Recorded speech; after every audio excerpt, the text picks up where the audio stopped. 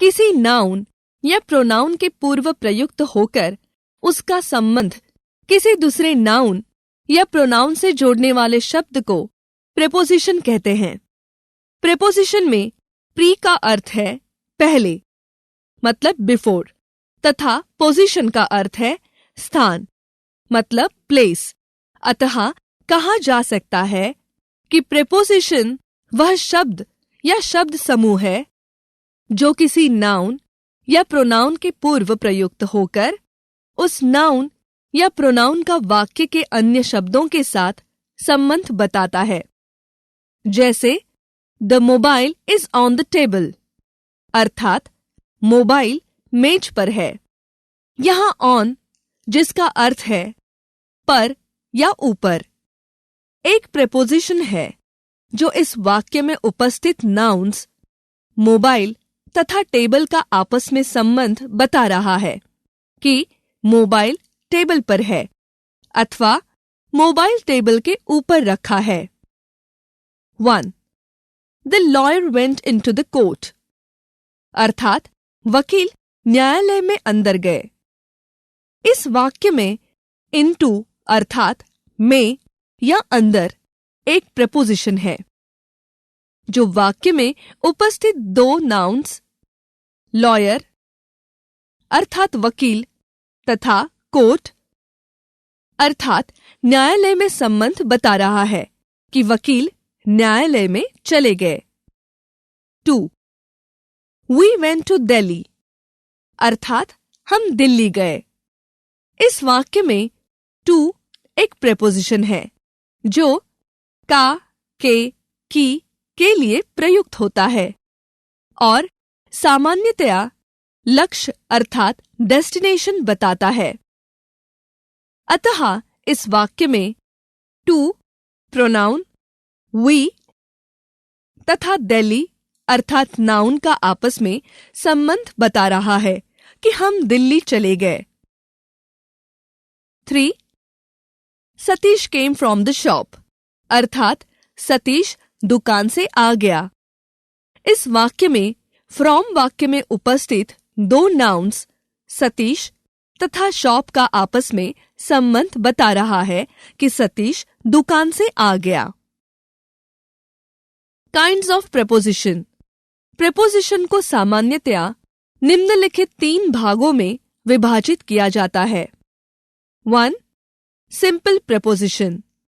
इसके अंतर्गत in, into, by, at, for, of, with, on, to, from, over, under, after, since, out, through तथा कई अन्य prepositions आते हैं। इन प्रेपोजिशंस का प्रयोग अलग अलग अर्थों में अलग अलग परिस्थितियों में किया जाता है। इनका प्रयोग करते समय अत्यंत सावधानी बरतने की आवश्यकता होती है, अन्यथा जरा सी चूक त्रुटि का कारण बन सकती है। 2. Appropriate preposition. इसके अंतर्गत किसी शब्द के बाद हर परिस्थिति में सिर्फ एक ही प्रेपोजिशन का प्रयोग किया जाता है। हमें सावधानी पूर्वक यह जानकारी करनी होगी कि किस शब्द के बाद किन परिस्थितियों में कौन सा प्रेपोजिशन प्रयोग किया जाएगा। जैसे none should laugh at the poor, अर्थात किसी को गरीबों का मजाक नहीं उड़ाना चाहिए। 3. कंफ्यूजनल प्रेपोजिशंस। इसके अंतर्गत किसी शब्द के बाद भिन्न भिन्न परिस्थितियों में भिन्न भिन्न प्रेपोजिशंस का प्रयोग किया जाता है। जब एक शब्द के बाद कई प्रेपोजिशंस का प्रयोग होता है तो ऐसी दशा में शब्द और प्रेपोजिशंस मिलकर कभी-कभी फ्रेज का रूप ले लेते हैं और इस प्रकार ऐसे नियमों को समझने में काफी सरलता होती है, क्योंकि दोनों ही प्रकार से अर्थ एक जैसा ही निकलता है। जैसे I was angry at your acts, अर्थात मैं तुम्हारे कार्यों से क्रोधित था, तथा I am angry with you अर्थात मैं तुमसे नाराज हूं। इन दोनों वाक्यों में एंग्री के साथ एट व विथ का भिन्न भिन्न परिस्थिति के अनुसार प्रयोग किया गया है। File name at, in, on, simple prepositions. अब हम लोग सिंपल प्रेपोजिशंस के बारे में विस्तृत चर्चा करेंगे। इन प्रेपोजिशंस के प्रयोग में बहुत सूक्ष्म अंतर होता है, अतः इन्हें सावधानीपूर्वक समझने की आवश्यकता है। हम यहाँ कुछ प्रमुख सिंपल प्रेपोजिशंस को प्रस्तुत कर रहे हैं। At, in, on. उपर्युक्त प्रेपोजिशंस का प्रयोग समय के लिए किया जाता है, जिनमें नंबर 1, एट का प्रयोग निश्चित समय के लिए। नंबर 2, इन का प्रयोग माह तथा वर्ष के पूर्व। तथा नंबर 3, ऑन का प्रयोग दिन व तिथि के पूर्व किया जाता है। अब हम इनका प्रयोग कुछ वाक्यों के माध्यम से देखें। एट का प्रयोग निश्चित समय के लिए किया जाता है, जैसे convectional rains are often occur at 4 o'clock in tropical countries। अर्थात संवहनीय वर्षा उष्णकटिबंधीय देशों में प्रायः 4 बजे होती है। इसी प्रकार एक अन्य उदाहरण देखें।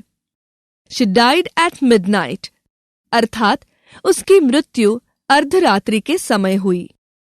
इन का प्रयोग माह तथा वर्ष के पूर्व किया जाता है, जैसे example 1, maximum rainfall occurs in July month in India।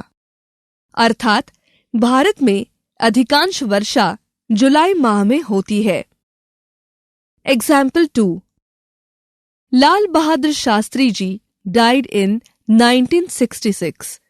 अर्थात लाल बहादुर शास्त्री जी की मृत्यु 1966 में हुई थी। इन वाक्यों में जुलाई तथा वर्ष 1966 के पूर्व इन को प्रयोग किया गया है। ऑन का प्रयोग दिन व तिथि के पूर्व किया जाता है, जैसे example 1, the children's day is celebrated on 14th November. अर्थात बाल दिवस 14 नवंबर को मनाया जाता है। Example 2, Makar Sankranti generally falls on 14th January. अर्थात मकर संक्रांति सामान्यतया 14 जनवरी को पड़ती है।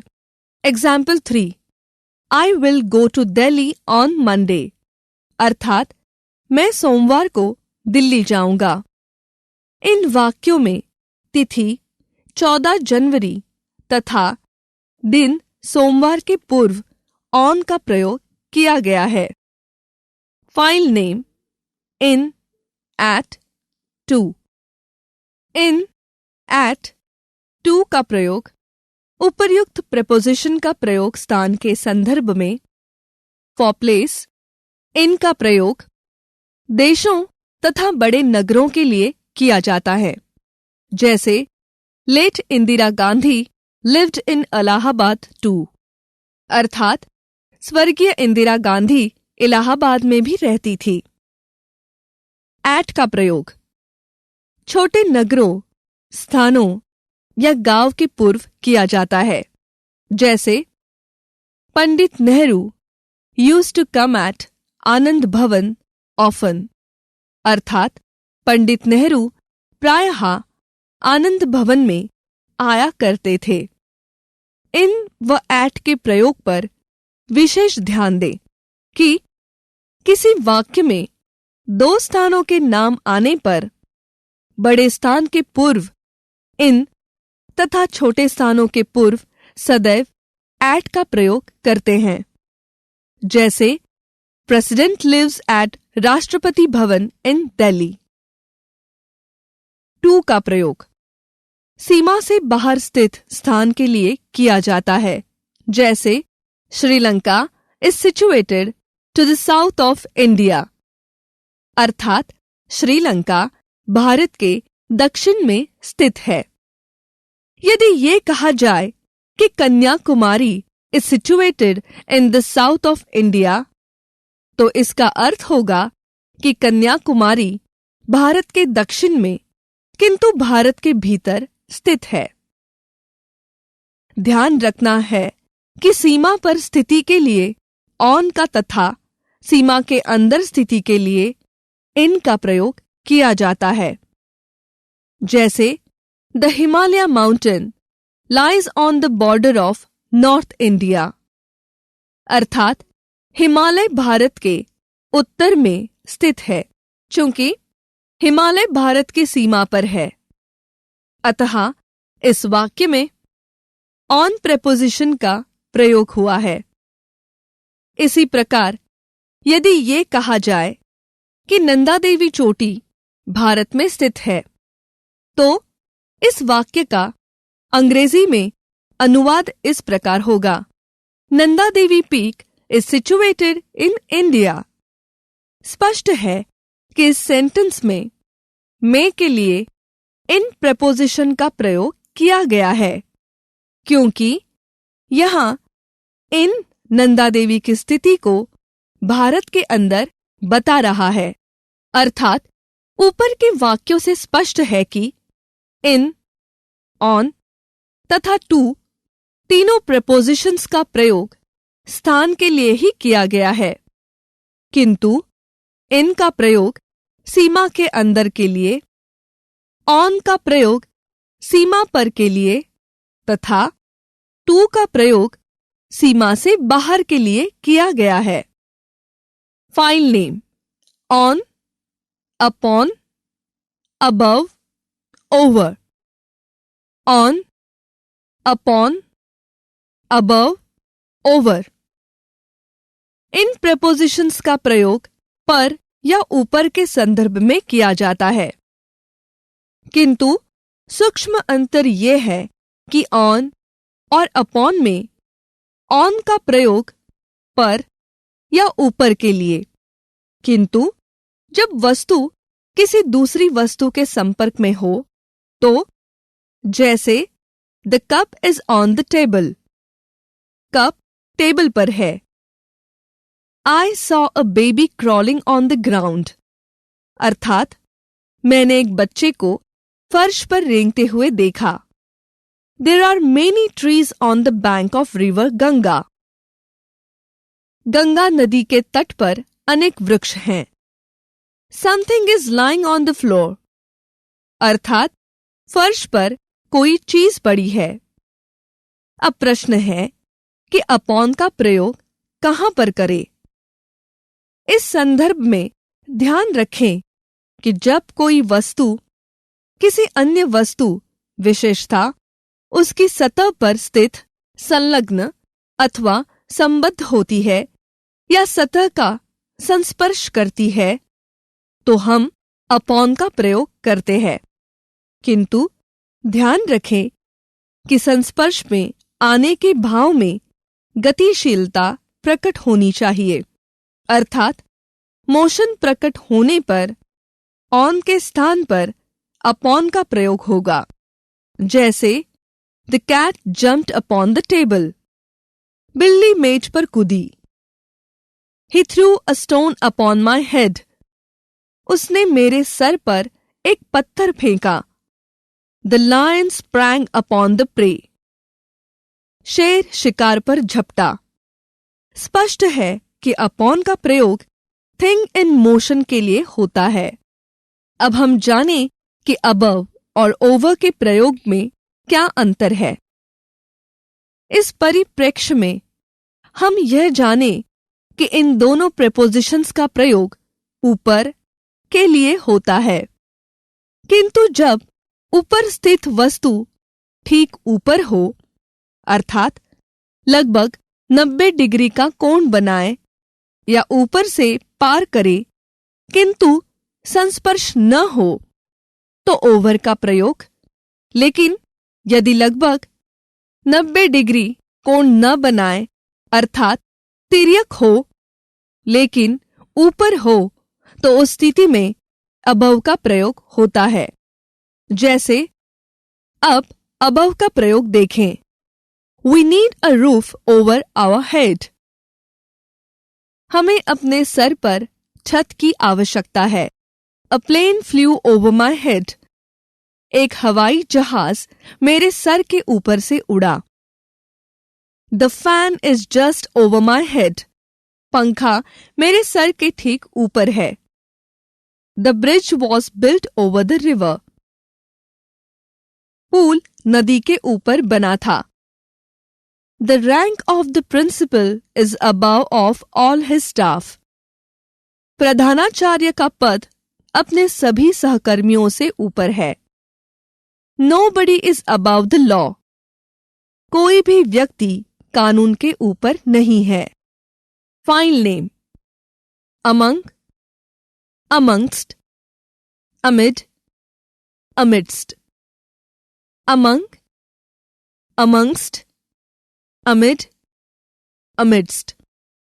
ये चारों प्रपोजिशंस समानार्थक हैं और इनका प्रयोग दो से अधिक के संदर्भ में मध्य या बीच शब्द के लिए होता है, जिनमें अमंग तथा अमंगस्ट का प्रयोग काउंटेबल नाउन के पूर्व होता है, लेकिन अमंग का प्रयोग कॉन्सोनेंट साउंड के पूर्व एवं अमंगस्ट का प्रयोग वावल साउंड के पूर्व किया जाता है। जैसे example 1, degrees were distributed among the students by the vice chancellor. अर्थात कुलपति द्वारा छात्रों के बीच डिग्रियां वितरित की गई। Example 2, there were controversies among top leaders. अर्थात शीर्ष नेताओं के बीच मतभेद थे। Example 3, father divided equally all his properties amongst our brothers. अर्थात पिताजी ने अपनी सारी संपत्ति हम भाइयों के बीच में बांट दी। प्रथम वाक्य में प्रयुक्त शब्द द की शुरुआत कॉन्सोनेंट साउंड से होती है तथा द्वितीय वाक्य में प्रयुक्त शब्द टॉप की भी शुरुआत कॉन्सोनेंट साउंड से होती है। इसलिए इन शब्दों के पूर्व अमंग का प्रयोग हुआ है, जबकि तीसरे वाक्य में आवर शब्द की शुरुआत वावल साउंड से होती है। इसलिए आवर के पूर्व अमंगस्ट का प्रयोग हुआ है। अमिड तथा अमिडस्ट का प्रयोग। यहां ध्यान रखना है कि जिस प्रकार अमंग और अमंगस्ट का प्रयोग दो से अधिक के संदर्भ में होता है, उसी प्रकार अमिड तथा अमिडस्ट का प्रयोग भी दो से अधिक के लिए होता है। किंतु अंतर यह है कि अमंग तथा अमंगस्ट का प्रयोग संख्यावाचक अर्थात काउंटेबल नाउन के लिए किया जाता है, वहीं अमिड तथा अमिडस्ट का प्रयोग अनकाउंटेबल नाउन अर्थात परिमाण क्वांटिटी को प्रकट करने वाले शब्द के पूर्व किया जाता है। दूसरी बात यह ध्यान रखना है कि जिस प्रकार अमंगस्ट का प्रयोग वावल साउंड से शुरू होने वाले शब्द के पूर्व होता है, उसी प्रकार अमिडस्ट का प्रयोग भी वावल साउंड से शुरू होने वाले शब्द के पूर्व होता है तथा अमिड का प्रयोग कॉन्सोनेंट साउंड से शुरू होने वाले शब्द के पूर्व होता है। अब दोनों शब्दों का प्रयोग देखें और समझें। जैसे number 1, Indira Gandhi entered the city amid the shouting of people. Indira Gandhi ने लोगों की आवाज के बीच शहर में प्रवेश किया। Number 2, You are sitting amidst us and talking against us. तुम हमारे बीच में बैठे हो और हमारे विरुद्ध बात कर रहे हो। फाइल नेम: फॉर सिंस एवं फ्रॉम, फॉर, सिंस एवं फ्रॉम। इन प्रपोजिशंस का प्रयोग समय के लिए किया जाता है। इनमें फॉर और सिंस का प्रयोग सामान्यतया परफेक्ट टेंस के वाक्यों में किया जाता है, जबकि फ्रॉम का प्रयोग परफेक्ट व परफेक्ट कंटीन्यूअस इतर वाक्यों में किया जाता है। सामान्यतः पुस्तकों में कथित नियमों के अनुसार अनिश्चित समय के लिए फॉर का प्रयोग तथा निश्चित समय के लिए सिंस का प्रयोग किया जाता है। जैसे he is playing for 2 hours, he is playing since 5 p.m. इन दो वाक्यों में प्रथम वाक्य जिसका हिंदी अर्थ है वह 2 घंटे से खेल रहा है। इस वाक्य का उदाहरण अनिश्चित समय को समझाने के लिए किया गया है। प्रश्न ये है कि यह समय यहां अनिश्चित कैसे है, क्योंकि 2 घंटे का मतलब होता है 2 घंटा, न कम न ज्यादा। फिर अनिश्चित कैसे, बल्कि यह तो पूर्णतया निश्चित समय है। सुनने वाला समझ जाएगा कि वह पिछले 2 घंटे से खेल रहा है। इसी प्रकार दूसरे वाक्य को देखें, अर्थात he is playing since 5 p.m. इसका हिंदी अर्थ है वह अपराह्न के 5 बजे से खेल रहा है। वाक्य का उदाहरण निश्चित समय को व्यक्त करने के लिए किया गया है। प्रश्न यहां यह है कि निश्चित कैसे है, क्योंकि इस वाक्य में यह नहीं स्पष्ट हो रहा है कि वह आज 5 बजे से खेल रहा है कि कल के 5 बजे से। यदि कोई व्यक्ति 6 p.m. पर अपने मित्र को बता रहा है कि वह अपराह्न 5 बजे से सो रहा है, तो सुनने वाला मित्र कहाँ जान पाएगा कि वह आज 5 बजे से सो रहा है कि कल के 5 बजे से। फिर इस 5 बजे के शब्द को निश्चित कैसे माना जाए? किंतु लोग प्रायः पुस्तकों, स्कूलों और कोचिंग में दशकों से यही पढ़ते आ रहे हैं। अतः हम ये कह सकते हैं कि he has been playing for 2 hours में 2 hours का समय एक निश्चित अवधि या समय को व्यक्त कर रहा है, न कि अनिश्चित अवधि को। इसलिए निश्चित अवधि के लिए फॉर का प्रयोग किया जाता है। दूसरे शब्दों में हम ये कह सकते हैं कि पीरियड ऑफ टाइम के लिए फॉर का प्रयोग किया जाता है और प्रायः परफेक्ट और परफेक्ट कंटीन्यूअस टेंस में प्रयुक्त होता है। जैसे he has worked here for a year, it has been raining for 2 hours, he has been living in this house for 6 months, Sachin had been playing cricket for 20 years. यहां ध्यान रखना है कि फॉर का प्रयोग परफेक्ट और perfect continuous के इतर भी होता है। जैसे he worked for 3 hours, he lived in Agra for 2 years, teach them for 2 months. इसी प्रकार अब हम सिंस के प्रयोग पर गौर करें तो नंबर 1, ये प्रायः परफेक्ट और परफेक्ट कंटीन्यूअस टेंस में प्रयुक्त होता है तथा नंबर 2, निर्धारित समय किंतु अनिश्चित समय के लिए प्रयुक्त होता है। दूसरे शब्दों में यह पॉइंट ऑफ टाइम के लिए प्रयुक्त होता है, अर्थात प्रातः रविवार जनवरी 2001, कल पिछले, दिन सप्ताह, माह, वर्ष, अवस्था, स्थिति, पर्व जैसे दीपावली, दशहरा आदि पॉइंट ऑफ टाइम को डिनोट करेंगे। अतः इनके पूर्व सिंस का प्रयोग होगा, जैसे He had been ill since Monday.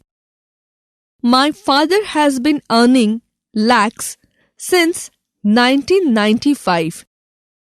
I have been living in this town since last Sunday. I have been trying to achieve this job since year 2005. यहाँ यह भी ध्यान रखना है कि लास्ट के बाद यदि संख्या का प्रयोग हो तो सिंस के बजाय फॉर का प्रयोग होगा, क्योंकि उस स्थिति में समय की अवधि निश्चित हो जाएगी। जैसे number 1, I have been living here for last 1 year. अब फ्रॉम के प्रयोग के विषय में ध्यान रखें कि नंबर 1, इसका प्रयोग से शब्द के लिए होता है तथा नंबर 2, परफेक्ट और परफेक्ट कंटिन्यूअस टेंस के अतिरिक्त वाक्यों में होता है, जैसे she begins her study from 10 o'clock। कुछ अन्य उदाहरणों को भी देखें, जैसे Ram will go there from Sunday next, अर्थात राम अगले रविवार से वहां जाएगा। Example 2, My brother is living abroad from the age of 6, अर्थात मेरा भाई 6 वर्ष की उम्र से विदेश में रह रहा है। Below, under, down, beneath, ये चारों प्रपोजिशंस अर्थ की दृष्टि से समान हैं, जिनका प्रयोग नीचे के अर्थ में किया जाता है, किंतु ग्रामर की दृष्टि से इनके प्रयोग में भिन्नता है। उसी भिन्नता से संबंधित नियमों को प्रतियोगिताओं की दृष्टि से समझना आवश्यक है। इनमें सर्वप्रथम बिलो पर गौर करें तो इसका प्रयोग lower than, less than, inferior to के अर्थ में होता है। स्पष्ट है कि बिलो का प्रयोग तुलनात्मक रूप से नीचे के लिए होता है, जैसे example 1, my father is below 80, अर्थात मेरे पिता 80 वर्ष से कम हैं। Example 2, my brother earns below ₹5,000 a month, अर्थात मेरा भाई प्रति माह 5,000 से कम कमाता है। Example 3, this work is not below your dignity, अर्थात यह काम आपकी प्रतिष्ठा के अनुरूप नीचा नहीं है। यहां बिलो योर डिग्निटी से तात्पर्य है इंफीरियर टू योर डिग्निटी। अब प्रश्न है, अंडर का प्रयोग कहां करें? अतः ध्यान रखें कि जहां बिलो का प्रयोग तुलनात्मक दृष्टि से नीचे के लिए होता है, वहीं अंडर का प्रयोग सामान्य रूप से नीचे के लिए होता है, जैसे example 1, the dog is sitting under the table, अर्थात कुत्ता मेज के नीचे बैठा है। Example 2, he is sitting under the tree, अर्थात वह पेड़ के नीचे बैठा है। यह भी ध्यान रखना है कि अंडर का प्रयोग अधीनता का भाव प्रकट करने के लिए भी किया जाता है, जैसे example 1, the entire state government works under the governor of that state, अर्थात संपूर्ण राज्य सरकार राज्यपाल के अधीन कार्य करती है। Example 2, authors right under the editor, अर्थात लेखक संपादक के अधीन लिखते हैं। अब डाउन और बीनीथ के प्रयोग पर गौर करें। इनमें डाउन का प्रयोग नीचे के लिए ही होता है, किंतु सामान्यतः यह नीचे की ओर का भाव प्रकट करने के संदर्भ में होता है, जैसे her hair hung down her back, अर्थात उसके बाल नीचे की ओर पीठ पर लटकते हैं। Example 2. The rain was running down the window, अर्थात बरसात का पानी खिड़की से नीचे की ओर आ रहा था। beneath का प्रयोग अंडर के ही संदर्भ में होता है, किंतु प्रायः beneath का प्रयोग औपचारिक और भाववाचक संदर्भ में नीचे शब्द के लिए होता है, जैसे Example 1. The ship disappeared beneath the waves, अर्थात जहाज लहरों के नीचे विलुप्त हो गया। Example 2. He seemed a nice person, but there was a lot of anger beneath the surface, अर्थात वह एक अच्छा आदमी लगा, लेकिन चेहरे के नीचे अर्थात अंदर बहुत क्रोध था। बिफोर, एगो। इन प्रपोजिशंस का प्रयोग समय के संदर्भ में किया जाता है, किंतु इनमें जहां बिफोर का प्रयोग निश्चित समय के पहले के लिए तथा किसी व्यक्ति या वस्तु के पहले एवं निश्चित बिंदु के पहले के लिए, वहीं एगो का प्रयोग बीते हुए समय के लिए किया जाता है, जैसे The train will reach on the station before 3 p.m. अर्थात गाड़ी सुबह 3 बजे के पहले स्टेशन पहुंच जाएगी। Example 2. I will reach there before 4 o'clock. अर्थात मैं वहां 4 बजे के पहले पहुंच जाऊंगा। Example 3. India was a colony before 1947. अर्थात भारत 1947 के पूर्व एक उपनिवेश था। Example 4. You will appear before the judge tomorrow. अर्थात तुम कल जज के सामने उपस्थित होगे। Example 5. 6 decades ago, India was a colony of Great Britain. अर्थात 6 दशक पहले भारत ग्रेट ब्रिटेन का एक उपनिवेश था। Example 6. Long, long ago, there lived a lion in this forest. अर्थात बहुत समय पहले इस जंगल में एक शेर रहता था। Example 7. India was told a golden bird some centuries ago. अर्थात भारत को कुछ शताब्दियों पहले सोने की चिड़िया कहा जाता था।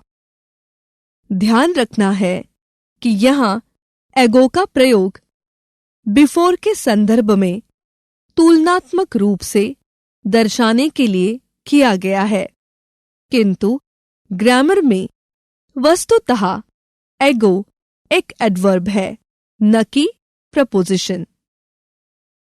इन, विद इन से समय की समाप्ति का बोध होता है तथा विदिन से समयावधि की समाप्ति से पूर्व का बोध होता है, जैसे We will complete the work in a month. हम काम को 1 माह में समाप्त करेंगे। We will complete the work within 10 days. हम काम को 10 दिन के अंदर समाप्त कर देंगे। With, by. With का प्रयोग सामान्यतया साधन व औजार के लिए किया जाता है, जबकि by का प्रयोग संपादन करने वाले मनुष्य अर्थात डूअर के लिए होता है, जैसे The thief was killed by a villager with a लाठी, अर्थात चोर एक ग्रामीण द्वारा लाठी से मार दिया गया। Ramayan was written by Valmiki, अर्थात रामायण वाल्मीकि के द्वारा लिखा गया। Beside, besides. इन प्रपोजिशंस को इनके अर्थ के अनुरूप प्रयोग किया जाता है। इनके प्रयोग को समझने के लिए कोई अतिरिक्त नियम नहीं है। सिर्फ इन प्रपोजिशंस के हिंदी अर्थ के अनुसार ही इन्हें वाक्य में प्रयोग किया जा सकता है। Beside का अर्थ होता है समीप या बगल में, तथा बिसाइड्स का अर्थ होता है अतिरिक्त या बावजूद। जैसे he is sitting beside me, अर्थात वह मेरे बगल में बैठा है। She is standing beside me, अर्थात वह मेरे बगल खड़ी है। I have 2 mobiles more besides this, अर्थात मेरे पास इसके अलावा 2 मोबाइल और हैं।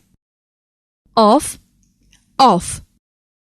ऑफ का प्रयोग का के संदर्भ में किया जाता है, जबकि ऑफ सेपरेशन अर्थात अलगाव या विच्छेदन का भाव देता है।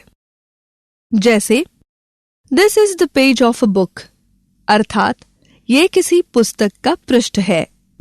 The king fell off the horse, अर्थात राजा घोड़े से गिर गया।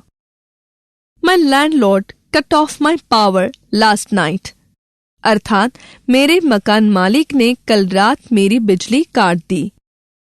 Of, from. ऑफ व फ्रॉम प्रायः मटेरियल का बोध कराते हैं, परंतु जब इनके पूर्व मेक शब्द का प्रयोग करके कोई सेंटेंस बनाया जाता है तो इनमें अंतर हो जाता है। मेक ऑफ का प्रयोग वहां करते हैं जहां पर मटेरियल की अवस्था ज्यों की त्यों रहती है और उससे भिन्न भिन्न चीजों का निर्माण हो जाता है, परंतु मेक फ्रॉम से अवस्था परिवर्तन का बोध होता है। जैसे the chair is made of would, अर्थात कुर्सी लकड़ी की बनी है। यहां पर लकड़ी से कुर्सी का निर्माण हुआ, परंतु लकड़ी की अवस्था ज्यों की त्यों रही।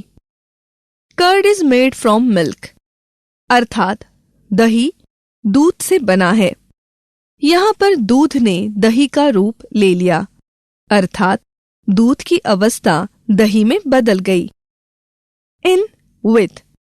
यदि पेंसिल शब्द के पहले ए आया हो तो इसके लिए विथ का प्रयोग किया जाता है, परंतु यदि ए न आया हो तो ऐसी दशा में इसके लिए इन का प्रयोग किया जाता है। इस तरह के कुछ उदाहरण देखें। She wrote a letter with a pencil, अर्थात उसने पेंसिल से एक पत्र लिखा। She is writing in pencil, वह पेंसिल से लिख रही है। इन, इनटू। इन का प्रयोग किसी व्यक्ति या वस्तु के स्थिर अवस्था में होने पर किया जाता है। जैसे the students are in the class, विद्यार्थी कक्षा में है। Mother is in the kitchen. Into का प्रयोग गतिमान अवस्था का बोध होने पर किया जाता है। जैसे the cow fell into the well, गाय कुएं में गिर पड़ी। After signed I put my pen into my pocket, हस्ताक्षर करने के बाद मैंने अपना पेन अपनी जेब में रख लिया। इनटू का प्रयोग अवस्था परिवर्तन की दशा में भी किया जाता है। मिल्क चेंज्ड इनटू कर्ड, दूध दही में बदल गया। वाटर चेंज्ड इनटू आइस, पानी बर्फ में बदल गया। थ्रू का प्रयोग। थ्रू का प्रयोग मुख्यतया से होकर के लिए किया जाता है। वैसे इसका प्रयोग आर पार के लिए भी होता है। जैसे example 1, I saw a tiger when I was passing through the jungle, अर्थात मैंने एक शेर देखा जब मैं जंगल से जा रहा था। Example 2, she will cut through this रोप, अर्थात वह इस रस्सी को आर पार काट देगी। टिल का प्रयोग। इसका प्रयोग तक के अर्थ में किया जाता है।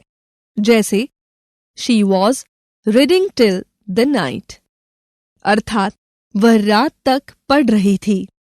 ध्यान दे कि टिल का समय के संदर्भ में प्रयोग किया जाता है और एक पूर्ण समय को व्यक्त करता है।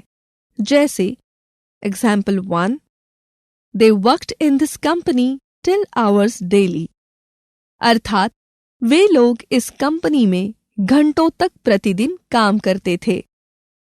Example 2, she will not right anything till 2 hours, अर्थात वह 2 घंटे तक कुछ नहीं लिखेगी। अनटिल का प्रयोग। ये टिल के समान ही समय के संदर्भ में प्रयोग किया जाता है, परंतु ये टिल का विपरीत अर्थ देता है, अर्थात टिल का हिंदी अर्थ है तक, तथा अनटिल का हिंदी अर्थ है तक नहीं अथवा जब तक नहीं। जैसे example 1, he will not read this book until the night, अर्थात वह इस पुस्तक को तब तक नहीं पढ़ेगा जब तक रात बीत न जाए। Example 2, they do not get up until the morning, अर्थात वे लोग तब तक नहीं जागते हैं जब तक कि सुबह न हो जाए। सुबह। अब का प्रयोग। अब का भी सामान्य अर्थ होता है ऊपर। इसका प्रयोग ऊपर को या चरम सीमा पार या ऊपर के अर्थ में होता है। Example 1, I got up to raise my hand, अर्थात मैं हाथ ऊपर उठाने के लिए उठा। इस वाक्य में अप का अर्थ ऊपर को से है। Example 2, Prices of vegetables are still going up, अर्थात सब्जियों के मूल्य अभी तक ऊंचे हो रहे हैं। इस वाक्य में अप का अर्थ ऊंचे से है। Example 3, Stop playing, now the time is up, अर्थात खेलना बंद करो, अब समय समाप्त है, अर्थात समय चरम सीमा पर पहुंच गया है। टू का प्रयोग। प्रपोजिशन टू सामान्यतया एक दिशा सूचक शब्द है जो किसी स्थान सूचक नाउन के पूर्व रखने पर की ओर हिंदी सेंस में तथा अन्य किसी नाउन के पूर्व रखने पर आगे की ओर के हिंदी अर्थ में प्रयुक्त होता है। जैसे example 1, he went to office, अर्थात वह कार्यालय की ओर गया अथवा वह कार्यालय गया। ध्यान दे, इस अवस्था में प्रायः हिंदी अर्थ में की ओर का उल्लेख नहीं किया जाता है। Example 2, the children are going to play ground, अर्थात बच्चे खेल के मैदान की ओर जा रहे हैं। इन मुख्य प्रयोगों के अलावा टू के कुछ निम्न प्रयोग हैं।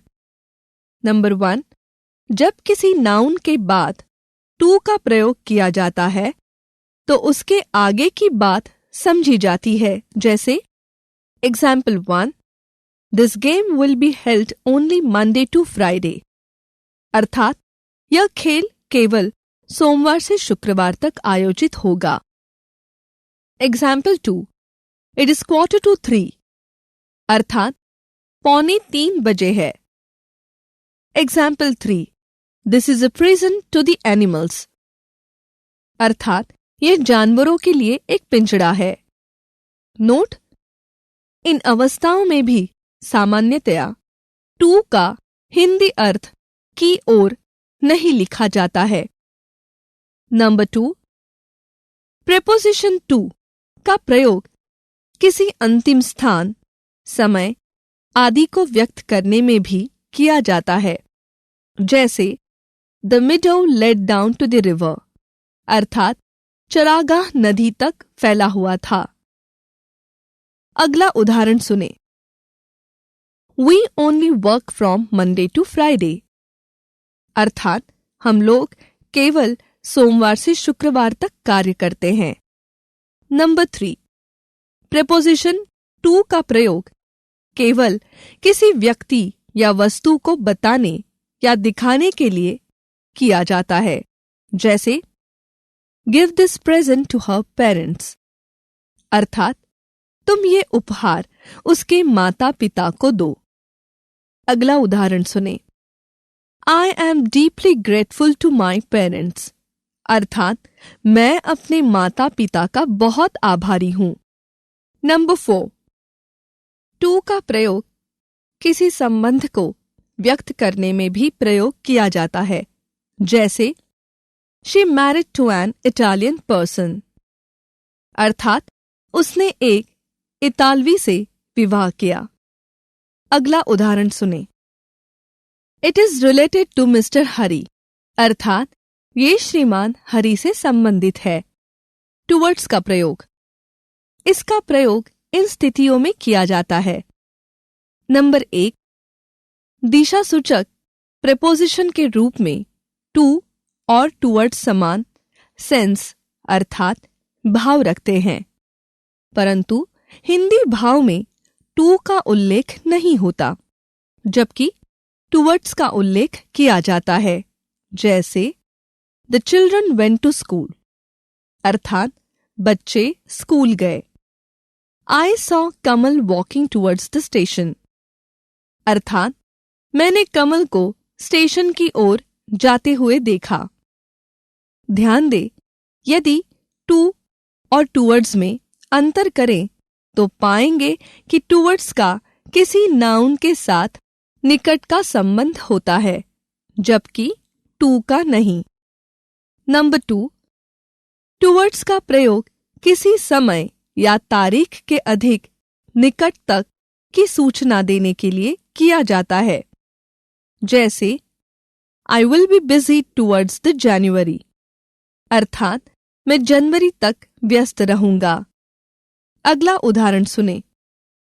The shops get very busy towards Holi, दुकानें होली तक अत्यधिक व्यस्त रहेंगी। नंबर 3, टुवर्ड्स का प्रयोग इन रिलेशन टू अर्थात किसी के संबंध में या किसी के प्रति के हिंदी अर्थ में भी किया जाता है, जैसे example 1, anyone can not be sympathised towards your grief, अर्थात तुम्हारी पीड़ा के प्रति किसी की सहानुभूति नहीं हो सकती। एक अन्य उदाहरण सुने। Example 2, what is your opinion towards the exit poll, अर्थात एग्जिट पोल के प्रति तुम्हारी क्या राय है। अक्रॉस का प्रयोग। नंबर 1, इसका प्रयोग वन साइड टू अनदर अर्थात एक ओर से दूसरी ओर के हिंदी अर्थ में किया जाता है, जैसे the people should not walk across the running road, अर्थात लोगों को चलती सड़क के एक ओर से दूसरी ओर नहीं चलना चाहिए। अगला उदाहरण देखें। He was running across the road, अर्थात वह सड़क के इस ओर से दूसरी ओर दौड़ रहा था। नंबर 2, अक्रॉस का प्रयोग उस पार के अर्थ में भी किया जाता है, जैसे एग्जाम्पल 1, द हट of Mahatma Gandhi was across the road, अर्थात महात्मा गांधी की झोपड़ी सड़क के उस पार थी। Example 2, she lived across the park, अर्थात वह पार्क के उस पार रहती थी। अराउंड का प्रयोग। इसका प्रयोग इन परिस्थितियों में होता है। नंबर 1, इसका हिंदी अर्थ चारों ओर होता है, जैसे example 1, the police sought the thief around the town but they could not find, अर्थात पुलिस ने कस्बा में चारों ओर चोर की तलाश की परंतु वह पा नहीं सकी। Example 2, the earth moves around the sun, अर्थात पृथ्वी सूर्य के चारों ओर घूमती है। नंबर 2, इसका प्रयोग आस-पास या करीब के हिंदी अर्थ में भी होता है। Example 1, I shall return around Diwali, अर्थात मैं दीपावली के आसपास लौटूंगा। Example 2, anyone can not reach around the sun, अर्थात कोई सूर्य के आसपास नहीं पहुंच सकता। नंबर 3, अराउंड का हिंदी अर्थ लगभग भी होता है। जैसे example 1, she expensed on her marketing around 5,000 rupees, अर्थात उसने अपनी खरीदारी पर लगभग 5,000 रुपए खर्च किए। Example 2, please give me around 2,000 rupees, अर्थात मुझे लगभग 2,000 रुपए दें। लाइक का प्रयोग। प्रपोजिशन के रूप में लाइक का प्रयोग रिजेंबल टू अर्थात के समान या की तरह के अर्थ में किया जाता है। जैसे example 1, he is not like my brother, अर्थात वह मेरे भाई के समान नहीं है। Example 2, she is dancing like a peahen, अर्थात वह एक मोरनी की तरह नाच रही है। बियॉन्ड का प्रयोग। इसका प्रयोग इन परिस्थितियों में होता है। नंबर 1, इसका प्रयोग के परे या की दूसरी ओर के हिंदी अर्थ में किया जाता है। जैसे the moon was glittering beyond the हिल, अर्थात चांद पहाड़ी के दूसरी ओर चमक रहा था। अगला उदाहरण सुने। The student should not go beyond their limits, अर्थात विद्यार्थियों को अपनी सीमा के परे नहीं जाना चाहिए। नंबर 2, इसका प्रयोग से आगे या से अधिक के सेंस में भी किया जाता है। जैसे most of the people do not go on working beyond the age of theirs, अर्थात अधिकांश लोग अपनी उम्र के आगे कार्य जारी नहीं रखते हैं। अगला उदाहरण देखें। We can not lift anything beyond the limit, अर्थात हम लोग क्षमता से अधिक कुछ भी नहीं उठा सकते हैं। अप टू का प्रयोग। इसे हिंदी अर्थ तक में प्रयोग किया जाता है। यह किसी नाउन के साथ उसकी अंतिम स्थिति तक की बात बताता है। जैसे you can get off price up to 50%, अर्थात आप कीमत पर 50% तक की छूट प्राप्त कर सकते हैं। अगला उदाहरण सुने। You are to finish the work up to this month, अर्थात आपको इस माह तक कार्य पूर्ण करना है। ऑन टू का प्रयोग। इसका प्रयोग पर से या के ऊपर से के हिंदी अर्थ में किया जाता है। जैसे please put away the sheet on to the bed, अर्थात कृपया बिस्तर से चादर हटा दे, अथवा कृपया बिस्तर के ऊपर से चादर हटा दे। अगला उदाहरण सुने। Please bring my book on to the table, अर्थात कृपया मेरी पुस्तक मेज पर लाओ। अन्य उदाहरण सुने। Please remove the dirt on to the floor, अर्थात फर्श पर से गंदगी हटाओ। बिहाइंड। इसका प्रयोग के पीछे के हिंदी अर्थ में, परंतु बिहाइंड किसी नाउन का संबंध किसी दूसरे नाउन से नहीं दर्शाता। जैसे behind the door, behind you etcetera. अन्य उदाहरण को देखें। Example 1, he hide behind the wall, अर्थात वह दीवार के पीछे छिप गया। Example 2, police found a dead body behind the street, अर्थात पुलिस को गली के पीछे एक लाश मिली। हाइंड। इसका प्रयोग बिहाइंड के ही अर्थ में किया जाता है। जैसे he tagged his pistol hind his back, अर्थात उसने अपने पिस्टल अपने पीछे रख दी। अगला उदाहरण देखें। Please do not stick the poster hind the wall, अर्थात कृपया दीवार के पिछले भाग पर पोस्टर न चिपकाएं। अलोंग का प्रयोग। इसका हिंदी अर्थ होता है के सहारे या के साथ साथ या एक सिरे से दूसरे सिरे तक। जैसे They walked slowly along the road. अर्थात वे लोग सड़क के साथ अर्थात सड़क का अनुसरण करते हुए धीरे धीरे चलते थे। अगला उदाहरण देखें। हरी along his friend went to play. अर्थात हरी अपने मित्र के साथ खेलने गया। Wild flowers grow along both sides of the river. अर्थात जंगली फूल नदी के दोनों किनारों के साथ अर्थात किनारों पर उगते हैं। ध्यान रखें, along का अर्थ किसी ऑब्जेक्ट की दिशा का अनुसरण करने में अर्थात जैसे और जहां जहां से ऑब्जेक्ट गुजरे ठीक उन्हीं स्थानों से होते हुए जाना होता है। जैसे Ramesh is going along the wall of central jail. अर्थात रमेश सेंट्रल जेल की दीवार के किनारे किनारे जा रहा है।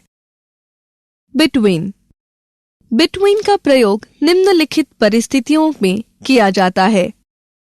नंबर 1, बिटवीन का प्रयोग दो व्यक्तियों या वस्तुओं के मध्य या बीच में के लिए किया जाता है। जैसे example 1, I am sitting between my father and mother. अर्थात मैं अपने माता और पिता के बीच में बैठा हूं। Example 2, divide this pens between you and me. अर्थात इन कलमों को अपने और मेरे बीच बांट दो। नंबर 2, कभी कभी बिटवीन का प्रयोग दो से अधिक व्यक्तियों या वस्तुओं के लिए भी किया जाता है, विशेषकर संबंध दर्शाने के लिए। जैसे alliance between these 4 countries was forming the situation of Third World War. अर्थात इन चारों देशों का गठबंधन तृतीय विश्व युद्ध की स्थिति निर्माण कर रहा था। नंबर 3, बिटवीन के बाद ईच या एवरी का प्रयोग सामान्यतया नहीं किया जाता। जैसे यदि कहें the referee of the football match blew a whistle between each goal, तो ये ठीक नहीं होगा। अतः कहना चाहिए कि the referee of the football match blew a whistle between the goals. अर्थात मैच के रेफरी ने प्रत्येक 2 गोलों के बीच सीटी बजाई। किंतु ध्यान रखें कि बिटवीन के बाद ईच या एवरी का प्रयोग तभी होगा जब किसी सिंगुलर नाउन के बाद एंड द नेक्स्ट जोड़ा जाए। जैसे there is not friendship between each और every girl and the next. अर्थात प्रत्येक लड़की की किसी दूसरी लड़की से मित्रता नहीं है। नंबर 4, 2 या 2 से अधिक के मध्य अंतर होने या अंतर न होने का बोध कराने में सदैव बिटवीन का प्रयोग किया जाता है, न कि अमंग का। जैसे example 1, there is no difference between X Y and Z. अर्थात एक्स वाई तथा जेड में कोई अंतर नहीं है। Example 2, what are the differences between Ram, Shyam and Mohan. अर्थात राम, श्याम और मोहन के बीच क्या अंतर है। Appropriate preposition. अब हम लोग एप्रोप्रिएट प्रपोजिशन के बारे में विस्तृत चर्चा करेंगे। इसके अंतर्गत किसी भी शब्द के बाद हर परिस्थितियों में सिर्फ एक प्रपोजिशन का प्रयोग किया जाता है। सर्वप्रथम हम इससे संबंधित कुछ परंपरागत नियमों के बारे में जानकारी प्राप्त करें। उपहास करने या खिल्ली उड़ाने वाले शब्दों के बाद प्रपोजिशन एट का प्रयोग किया जाता है। ऐसे मुख्य शब्द हैं लाफ, मॉक, स्नीयर, जेयर इत्यादि। कुछ उदाहरण देखें। If you do not work properly, people will laugh और मॉक एट यू। यदि तुम ठीक से काम नहीं करोगे तो लोग तुम पर हंसेंगे या तुम्हारा मजाक उड़ाएंगे। She welcomed her guests, but sneered at them when they were gone. अर्थात उसने अपने मेहमानों का स्वागत किया, लेकिन उनके जाने के बाद उनका उपहास किया। अपराध से संबंधित शब्दों के बाद प्रपोजिशन ऑफ का प्रयोग किया जाता है। ऐसे मुख्य शब्द हैं accuse, guilty, blame, murder, crime इत्यादि। कुछ उदाहरण देखें। Bhola was accused of the murder of his master by the जज, अर्थात जज द्वारा भोला पर अपने मालिक की हत्या का आरोप लगाया गया। नकारात्मक क्रियाएं, नेगेटिव वर्ब्स, हमेशा प्रपोजिशन फ्रॉम से फॉलो होती हैं। ऐसी मुख्य क्रियाएं निम्न हैं: debar, prevent, abstain, refrain, deter, hinder, prohibit, dissuade इत्यादि। ऐसे ही कुछ उदाहरण देखें। Candidates about 28 are debarred from sitting for the bank examination, अर्थात 28 वर्ष से अधिक वर्ग के अभ्यर्थियों को बैंक की परीक्षा से विवर्जित अर्थात वंचित किया गया। In illness we should abstain from taking greasy food, अर्थात बीमारी में हमें चिकनी चीजें खाने से बचना चाहिए। An honest shopkeeper always abstains from cheating his customer, अर्थात एक ईमानदार दुकानदार अपने ग्राहकों के साथ छल करने से हमेशा बचता है। My father prevented me from going to cinema, अर्थात मेरे पिता ने मुझे सिनेमा जाने से रोका। My family doctor dissuaded me from taking drugs, अर्थात मेरे पारिवारिक डॉक्टर ने मुझे नशीला पदार्थ लेने से मना किया। The priest dissuaded us from taking flesh and wine during Navratri, अर्थात पुजारी ने हमें नवरात्रि के दौरान मांस मदिरा के सेवन से मना किया। यदि कोई चीज स्वास्थ्य के लिए लाभदायक हो तो ऐसी दशा में सैलुब्रियस शब्द का प्रयोग करके उसके बाद प्रपोजिशन फॉर का प्रयोग किया जाता है। परंतु यदि कोई चीज स्वास्थ्य के लिए हानिकारक हो तो ऐसी दशा में इंजुरियस शब्द का प्रयोग करके उसके बाद प्रपोजिशन टू का प्रयोग किया जाता है। इस नियम के उदाहरण देखें। Taking mild food at bed time is salubrious for health, अर्थात सोने से पहले हल्का भोजन स्वास्थ्य के लिए लाभदायक है। Taking drugs is injurious to health, नशा करना सेहत या स्वास्थ्य के लिए हानिकारक है। अब हम लोग ऐसे नियम देखेंगे जिसके अंतर्गत शब्दों के बाद निर्धारित प्रपोजिशन का प्रयोग किया जाता है।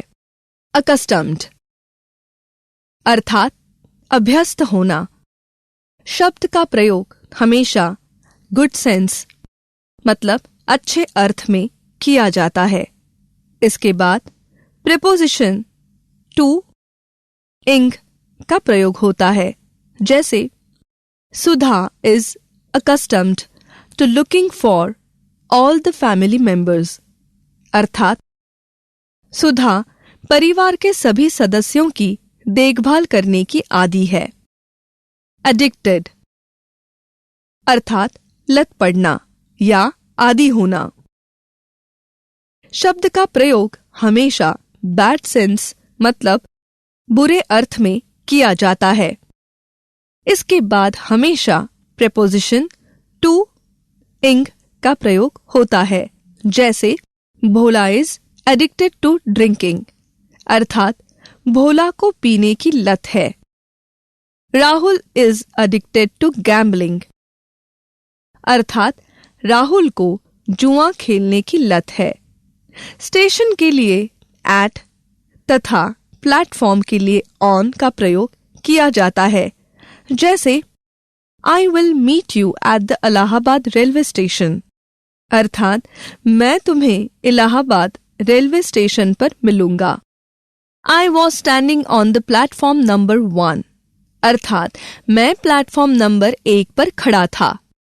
चेयर के लिए ऑन तथा आर्म चेयर के लिए इन का प्रयोग किया जाता है, जैसे I'm sitting on the chair, अर्थात मैं कुर्सी पर बैठा हूँ।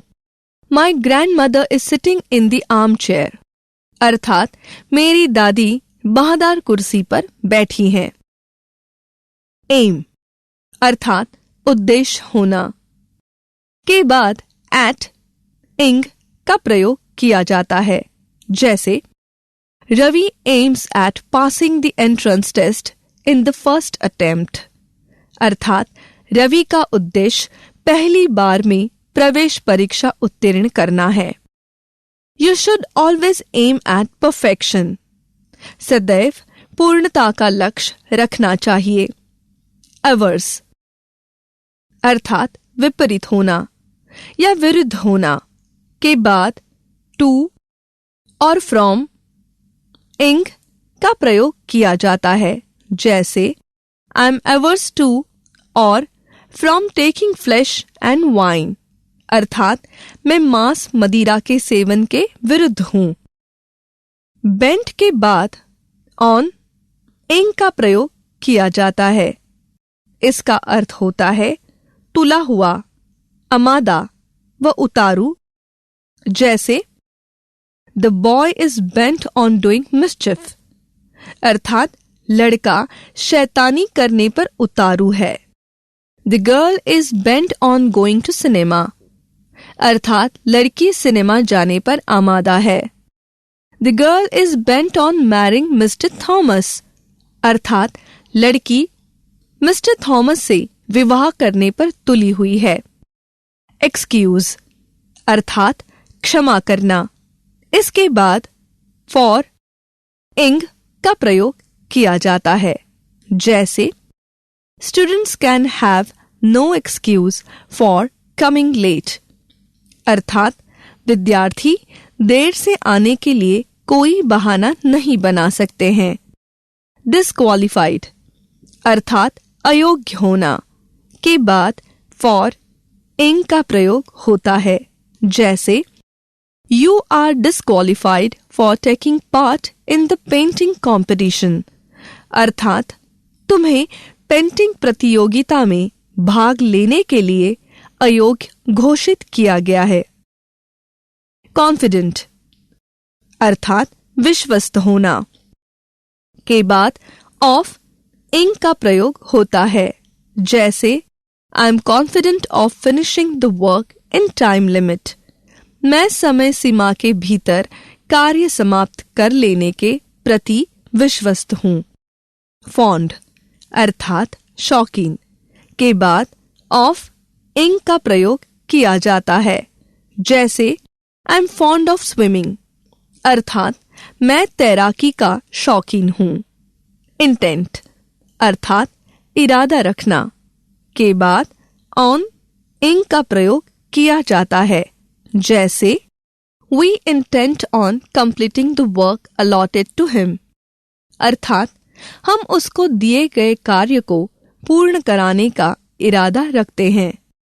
पैशन अर्थात जोश या उमंग के बाद फॉर इंग का प्रयोग किया जाता है, जैसे आई have a passion for teaching students, अर्थात मेरी विद्यार्थियों को पढ़ाने की प्रबल इच्छा है।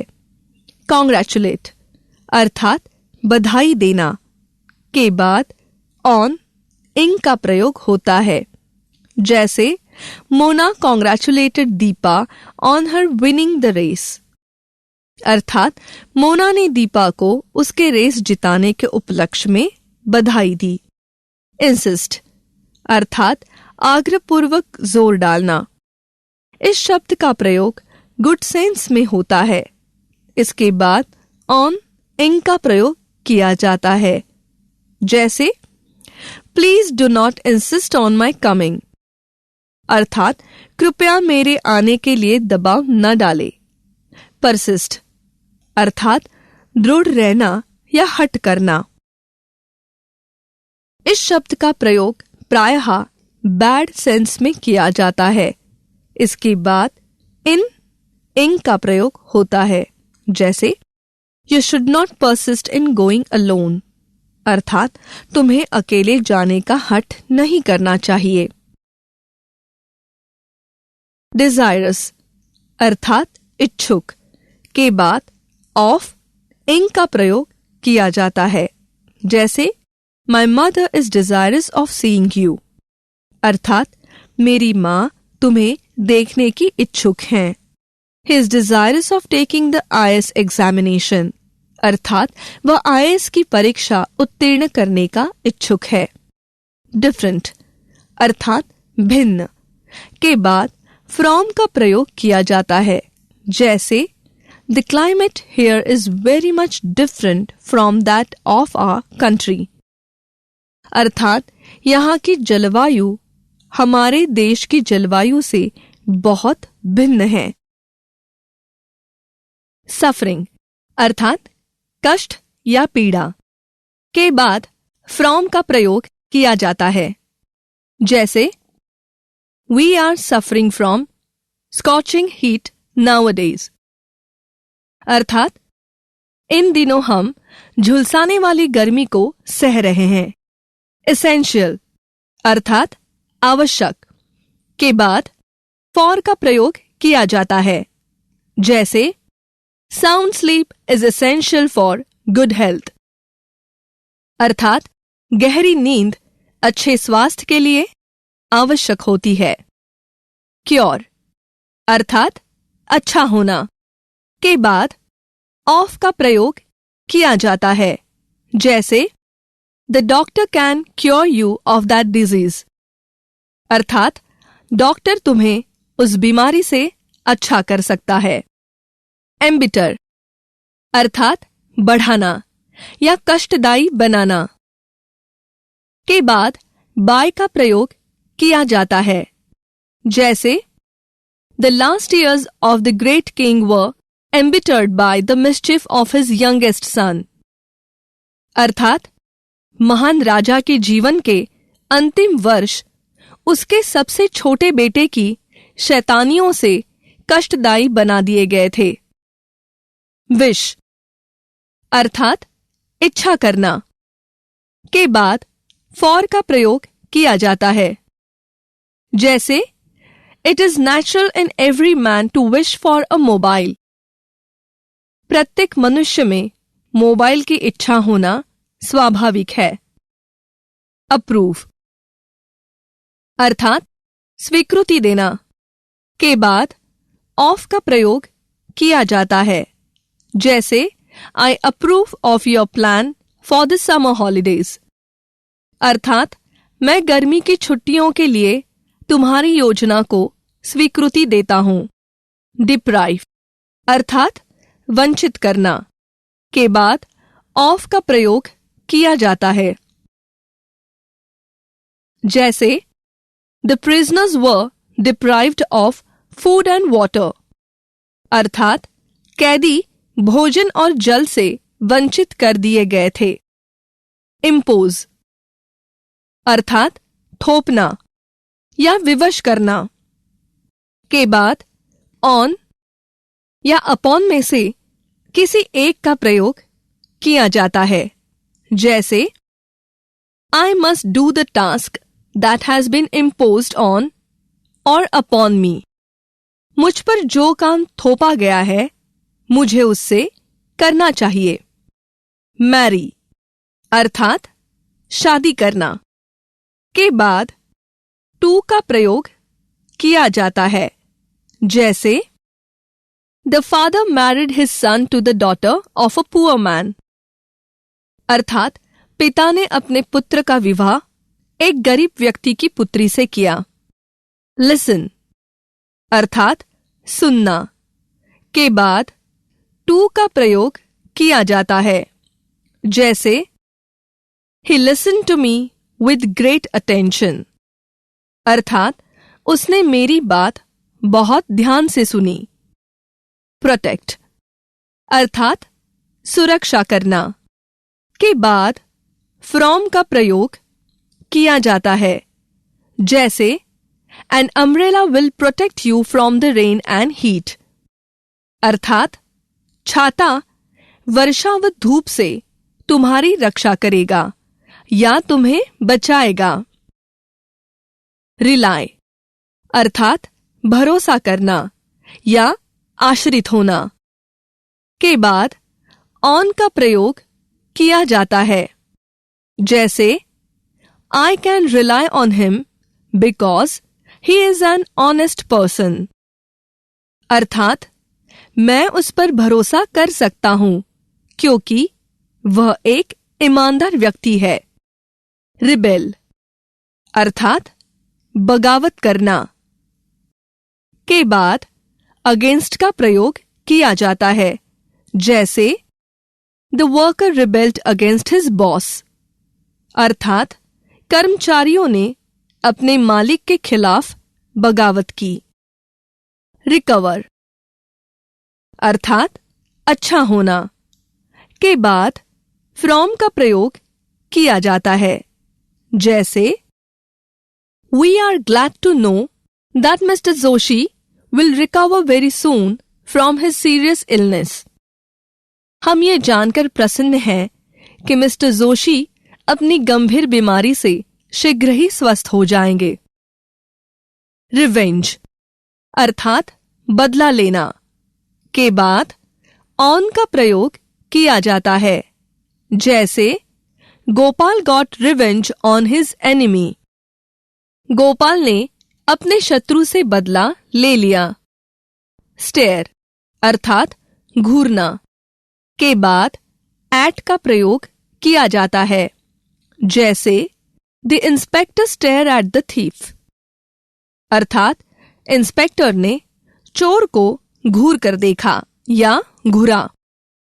स्ट्रगल अर्थात संघर्ष करना के बाद अगेंस्ट का प्रयोग किया जाता है, जैसे you have to struggle against many difficulties in life, अर्थात तुम्हें जीवन में अनेक कठिनाइयों के विरुद्ध संघर्ष करना होगा।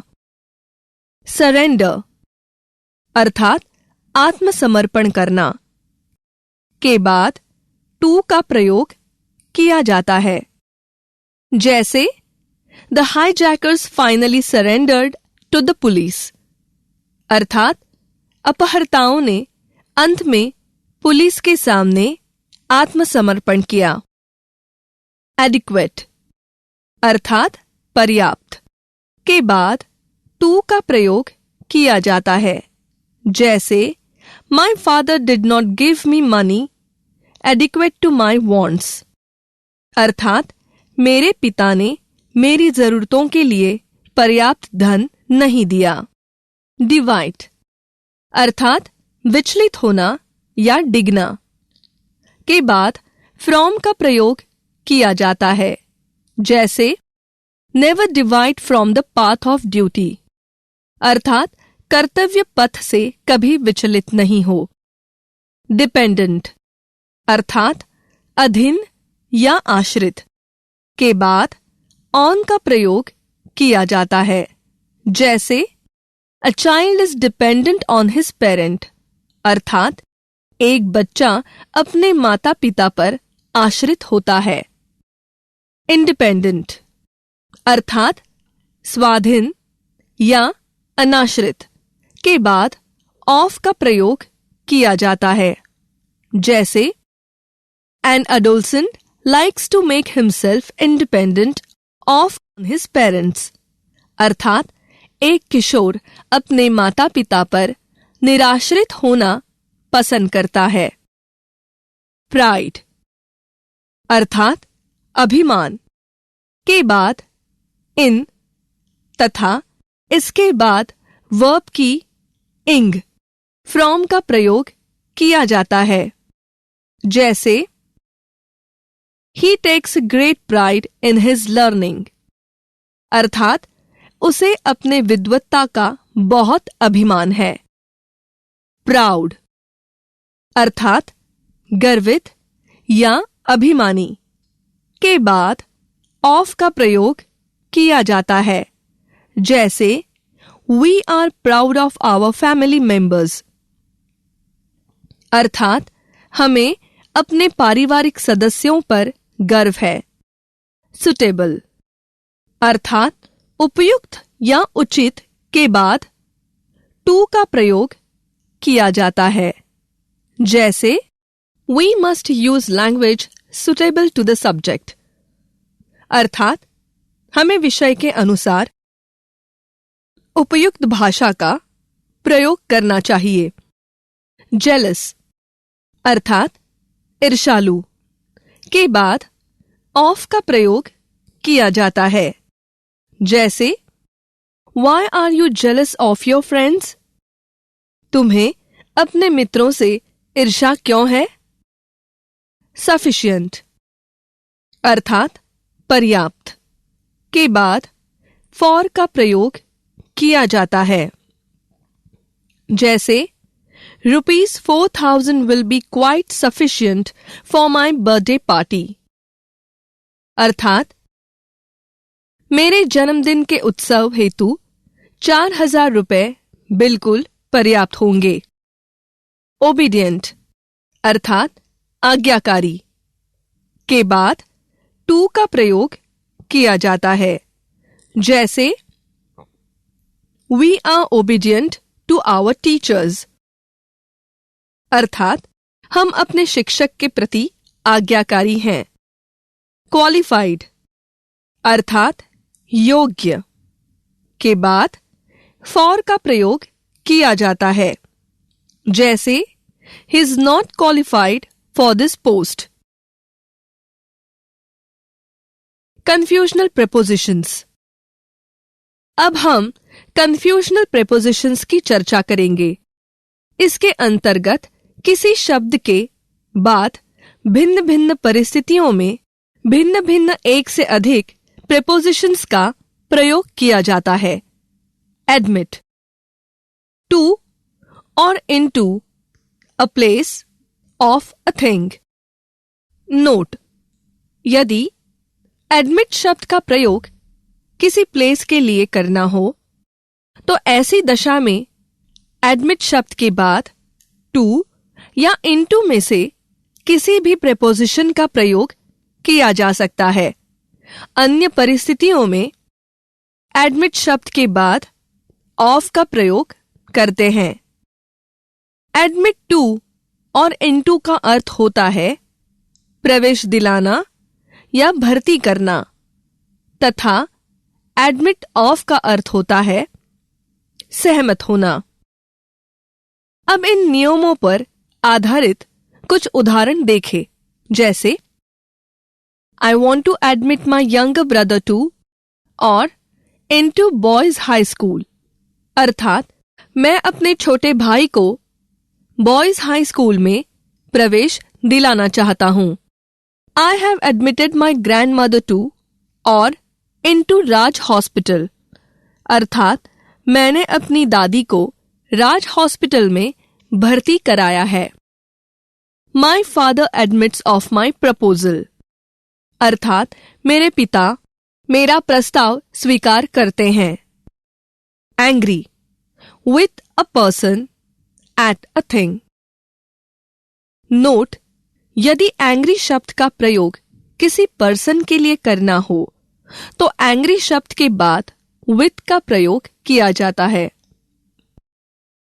अन्य परिस्थितियों में एट का प्रयोग किया जाता है, जैसे Ram was angry with Ravan at his bad conduct, अर्थात राम रावण के बुरे आचरण के कारण उस पर नाराज थे।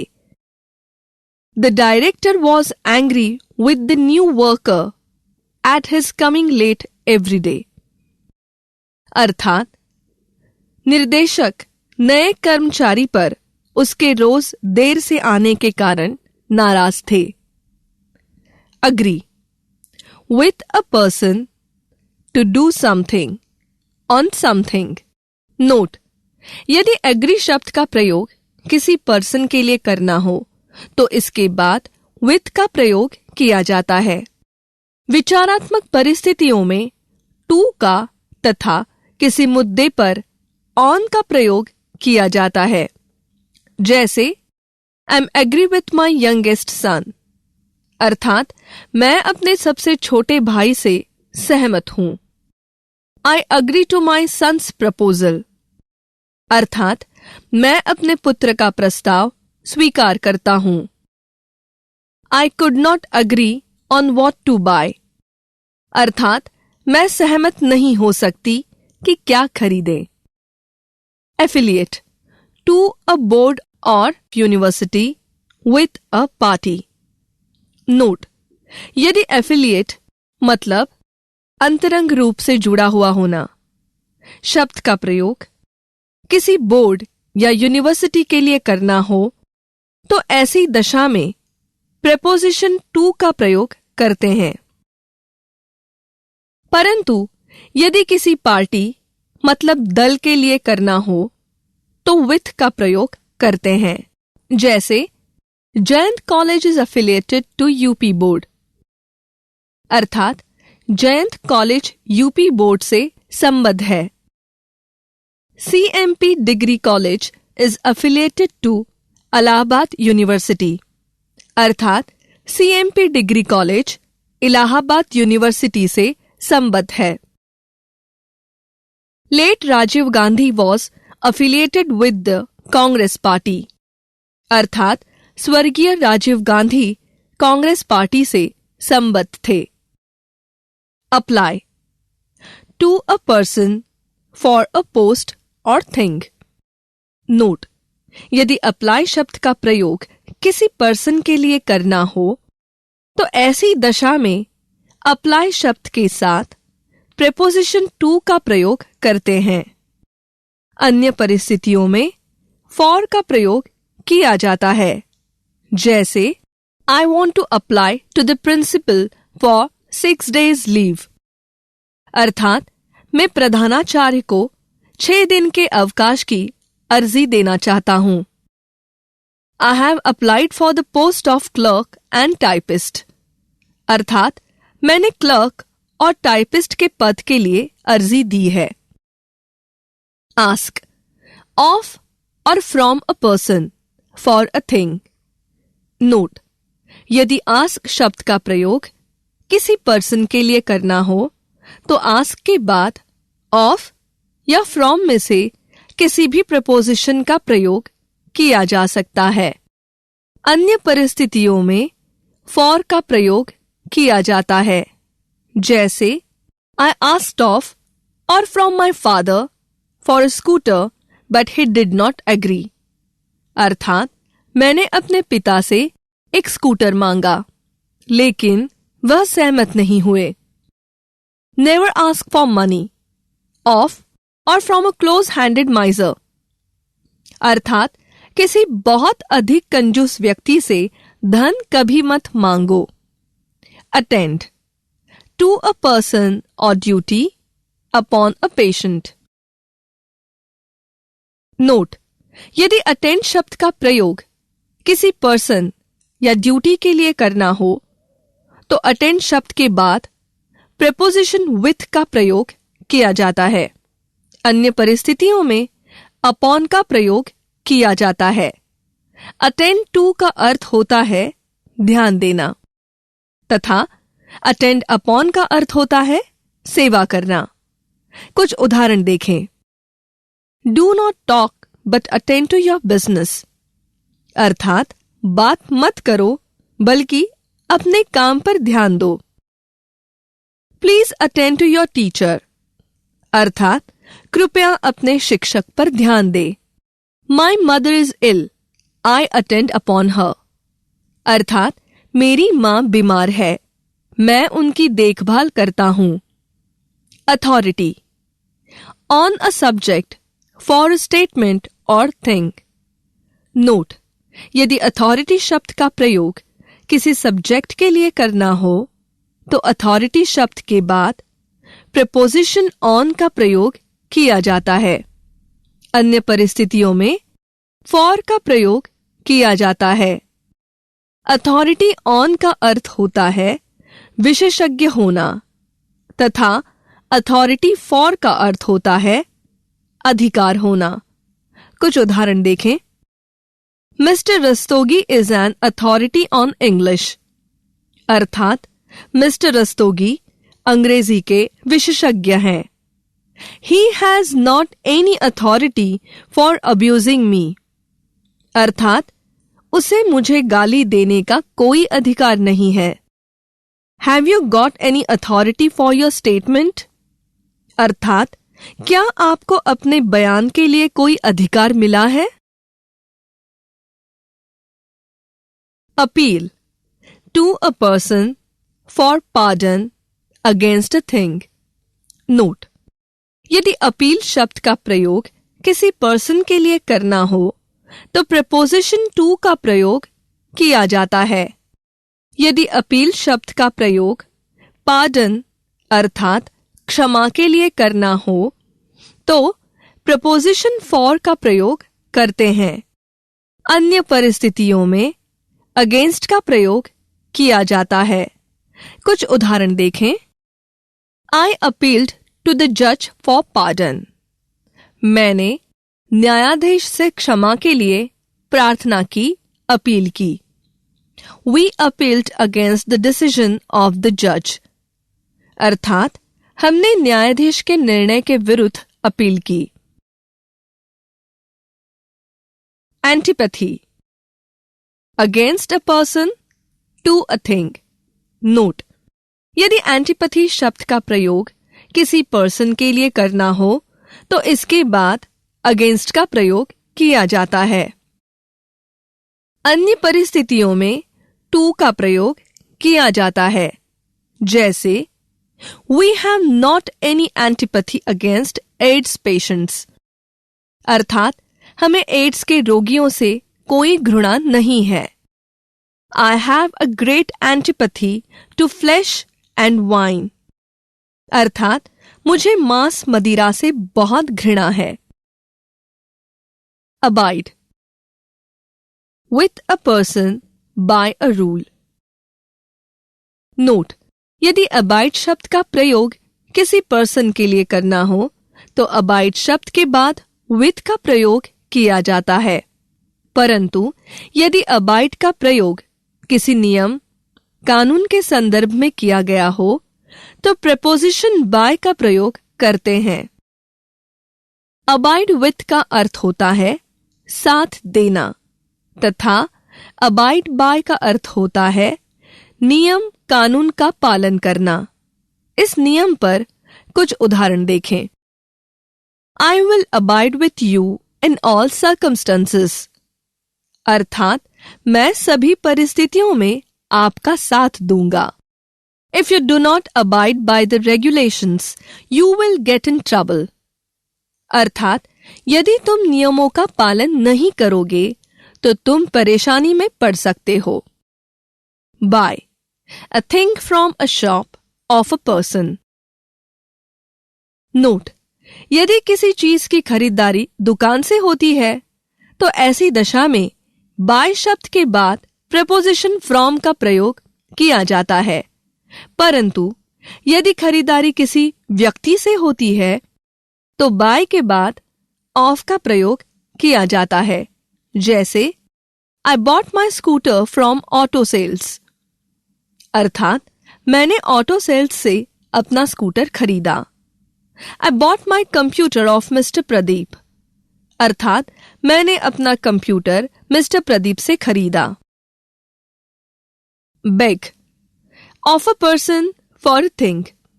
नोट: यदि बेग शब्द का प्रयोग किसी पर्सन के लिए करना हो तो इसके बाद ऑफ का प्रयोग किया जाता है। अन्य परिस्थितियों में फॉर का प्रयोग किया जाता है, जैसे I begged of my officer for pardon, अर्थात मैंने अपने अधिकारी से क्षमा की भीख मांगी।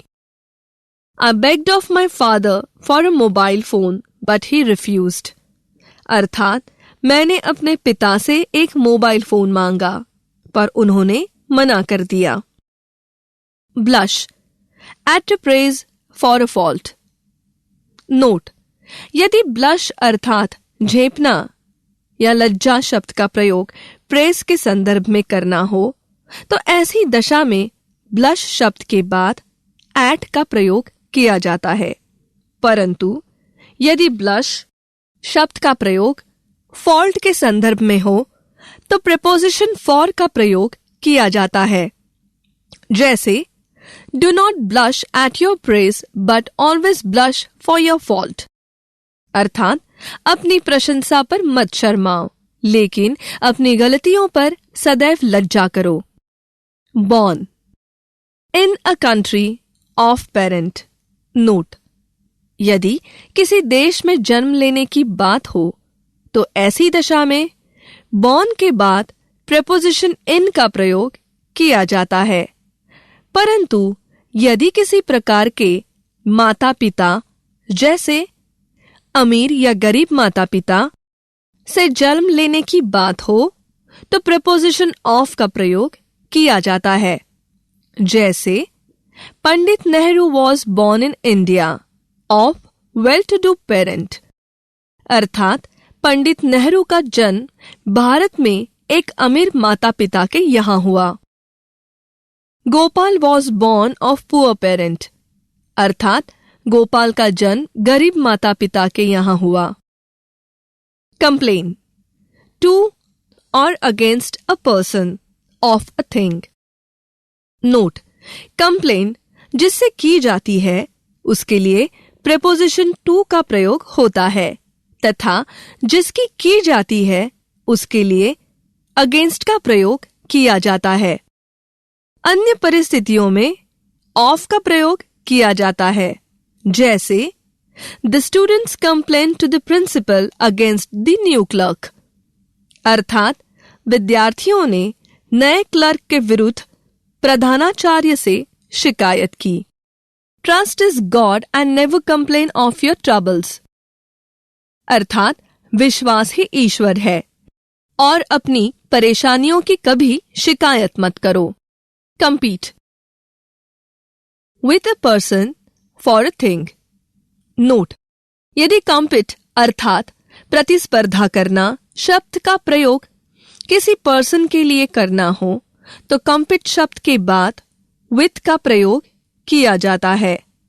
अन्य परिस्थितियों में फॉर का प्रयोग किया जाता है, जैसे none can compete with Mother Teresa, अर्थात मदर टेरेसा को कोई पीछे नहीं कर सकता। The Indian cricket team is competing for the world cup, अर्थात भारतीय क्रिकेट टीम वर्ल्ड कप की प्रतिद्वंदी है। Condole with a person in a mishap. Note, यदि कंडोल मतलब सांत्वना प्रकट करना शब्द का प्रयोग किसी पर्सन के लिए करना हो तो इसके बाद विथ का प्रयोग किया जाता है। अन्य परिस्थितियों में इन का प्रयोग किया जाता है, जैसे condole with your friends and relatives in their relatives, अर्थात उनके रिश्तेदारों में अपने मित्रों व रिश्तेदारों के साथ शोक प्रकट करो। कंपेयर विथ अ पर्सन मतलब जब दो व्यक्ति समान विचारधारा के हों। टू अ पर्सन मतलब जब दो व्यक्ति विपरीत विचारधारा के हों।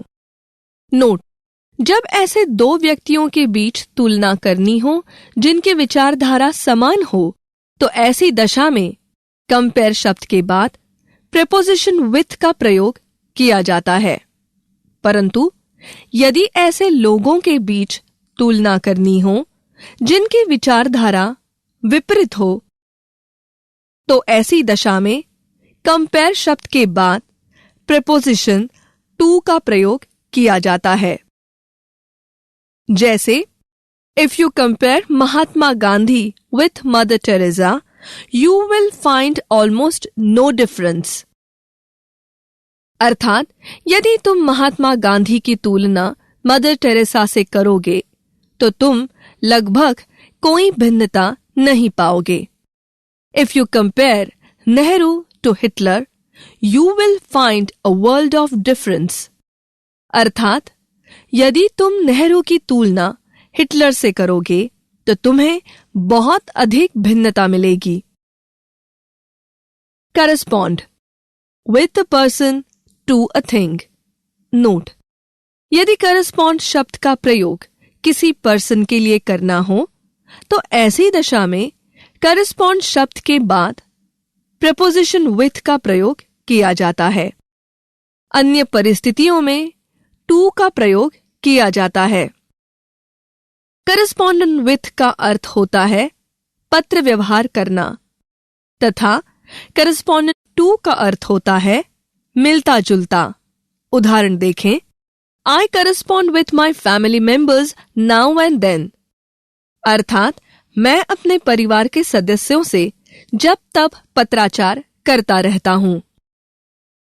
Sohan's face correspondence to his elder brothers face.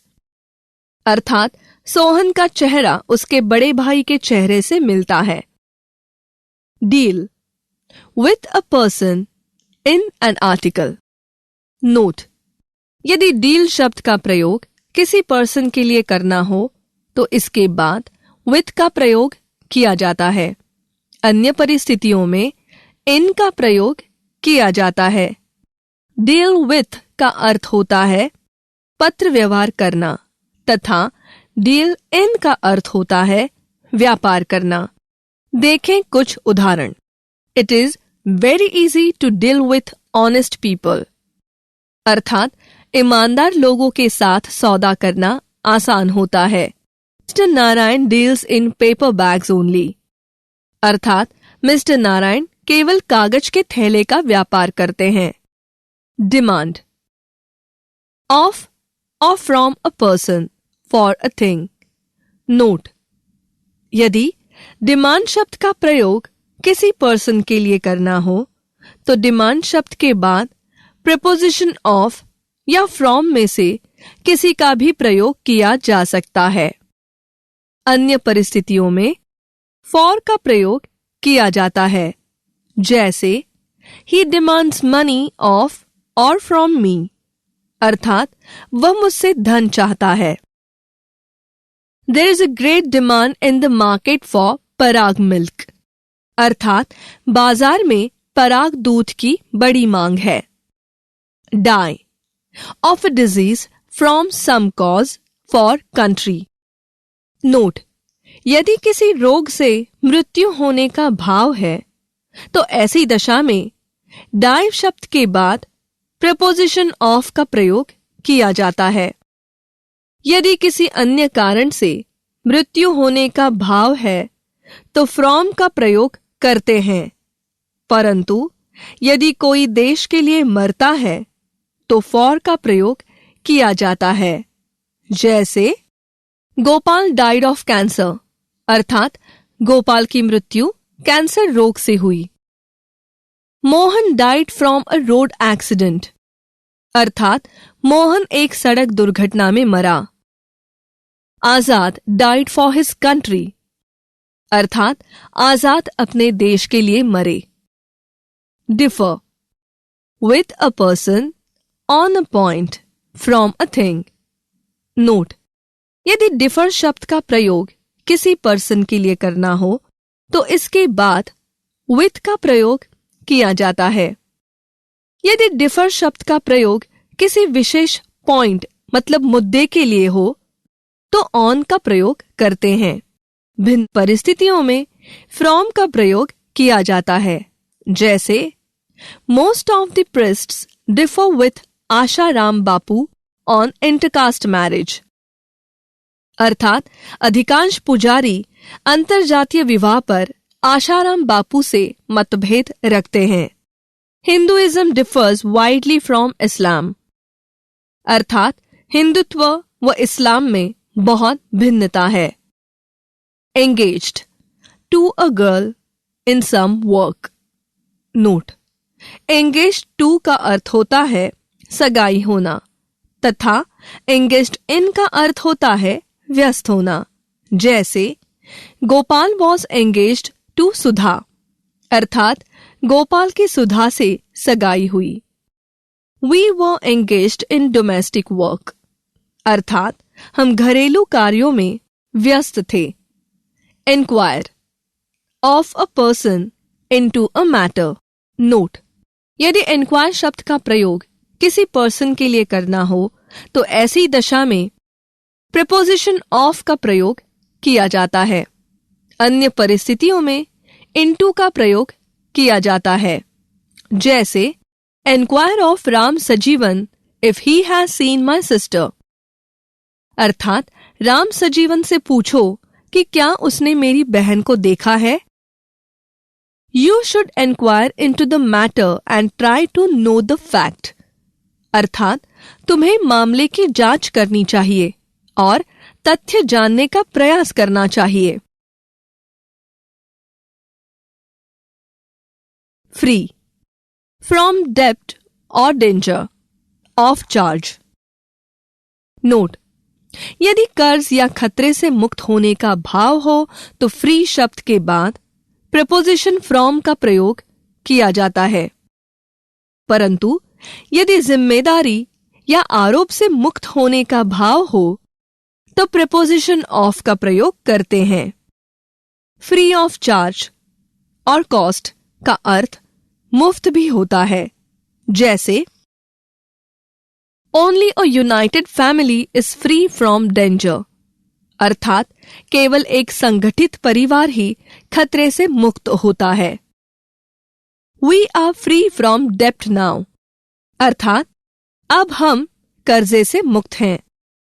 Ramu has been declared free of any charge by the court, अर्थात रामू को न्यायालय के द्वारा निर्दोष करार दिया गया है। I got this pain free of charge और कॉस्ट, अर्थात मैंने इस पेन को मुफ्त में प्राप्त किया। Guard from thieves against temptations. Note: यदि चोरों से सुरक्षा करने का भाव है तो ऐसी दशा में गार्ड शब्द के बाद प्रीपोजिशन फ्रॉम का प्रयोग किया जाता है, परंतु यदि लालच से सुरक्षा करने का भाव हो तो प्रीपोजिशन अगेंस्ट का प्रयोग करते हैं, जैसे guard of our shop from the thieves, अर्थात चोरों से हमारी दुकान की सुरक्षा।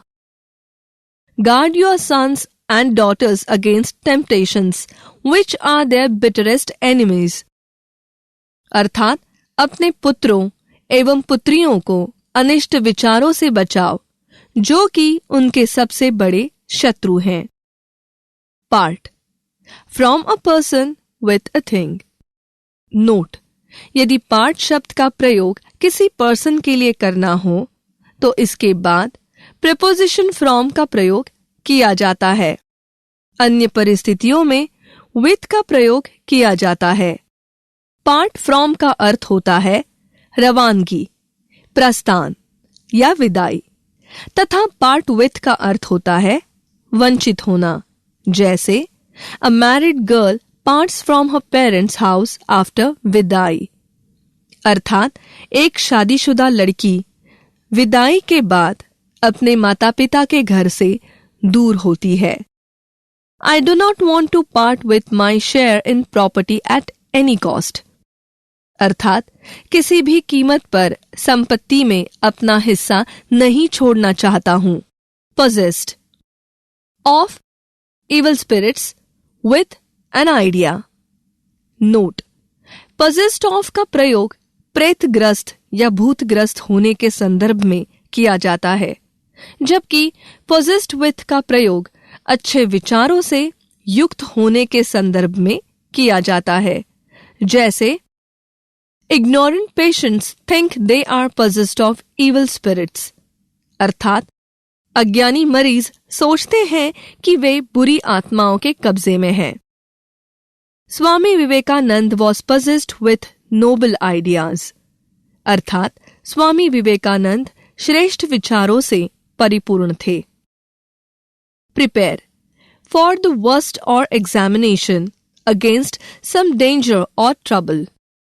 नोट: यदि परीक्षा के लिए या किसी बुरी स्थिति के लिए तैयार होने का भाव हो तो ऐसी दशा में प्रिपेयर शब्द के बाद फॉर का प्रयोग किया जाता है, परंतु यदि किसी खतरे या दुख के लिए तैयार रहने का भाव हो तो अगेंस्ट का प्रयोग करते हैं।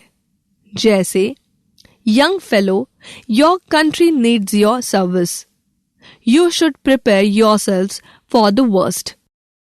अर्थात युवा साथियों, तुम्हारा देश तुम्हारी सेवा मांग रहा है, तुम्हें स्वयं को सबसे बुरी परिस्थितियों के लिए भी तैयार करना चाहिए। We can never fall only if we prepare ourselves against any danger or trouble. अर्थात हम कभी नहीं असफल होंगे यदि हम स्वयं को किसी खतरे या परेशानी के विरुद्ध तैयार करते हैं। Quarrel with a person over or about a thing. Note: यदि quarrel शब्द का प्रयोग किसी पर्सन के लिए करना हो तो इसके बाद preposition with का प्रयोग किया जाता है। अन्य परिस्थितियों में over या about में से किसी का प्रयोग किया जा सकता है। जैसे You should not quarrel with your friends and relatives. अर्थात तुम्हें अपने मित्रों व रिश्तेदारों से नहीं झगड़ना चाहिए। It is not good to quarrel over or about trifles. अर्थात महत्वहीन चीजों के बारे में झगड़ा करना अच्छी बात नहीं होती है। Reconciled with a person to a thing. Note: यदि reconciled शब्द का प्रयोग किसी पर्सन के लिए करना हो तो इसके बाद preposition with का प्रयोग किया जाता है। अन्य परिस्थितियों में to का प्रयोग किया जाता है। जैसे Political parties are now reconciled with the poor people. अर्थात राजनीतिक दलों ने अब गरीब लोगों से सामंजस्य स्थापित किया है। You must reconcile yourself to spending more time here. अर्थात तुम्हें अपना अधिक समय यहीं पर बिताने के लिए स्वयं के साथ सामंजस्य स्थापित करना चाहिए। Responsible to a person for a thing. Note: यदि रिस्पॉन्सिबल शब्द का प्रयोग किसी पर्सन के लिए करना हो तो रिस्पॉन्सिबल शब्द के बाद टू का प्रयोग किया जाता है। अन्य परिस्थितियों में फॉर का प्रयोग किया जाता है। जैसे the branch manager is responsible to the chief manager for the success of his branch. अर्थात शाखा प्रबंधक अपनी शाखा की सफलता के लिए मुख्य प्रबंधक के प्रति उत्तरदायी हैं। Search of a person for a thing into a matter. Note: यदि सर्च शब्द का प्रयोग किसी पर्सन के लिए करना हो तो इसके बाद preposition of का प्रयोग किया जाता है। यदि सर्च शब्द का प्रयोग छानबीन करने के संदर्भ में हो रहा हो तो into का और वस्तु के लिए for का प्रयोग करते हैं। जैसे police could not search of the missing girl। अर्थात पुलिस खोई हुई लड़की को नहीं ढूंढ सकी। I searched for my golden ring but could not find it out। अर्थात मैंने अपनी सोने की अंगूठी ढूंढी पर पा नहीं सका। If you search into the matter, you will come to the fact। अर्थात यदि तुम मामले की छानबीन करोगे तो तुम्हें तथ्य की जानकारी मिल जाएगी। Succeed to a property in business or examination। Note: यदि संपत्ति या सत्ता प्राप्त करने का भाव हो तो ऐसी दशा में सक्सीड शब्द के बाद preposition to का प्रयोग किया जाता है। अन्य परिस्थितियों में इन का प्रयोग किया जाता है। जैसे A son succeeds to the property of his parent at their death। अर्थात एक पुत्र अपने माता पिता की मृत्यु पर संपत्ति का उत्तराधिकारी होता है। My younger sister succeeded in final test, अर्थात मेरी छोटी बहन ने अंतिम परीक्षा में सफलता प्राप्त कर ली।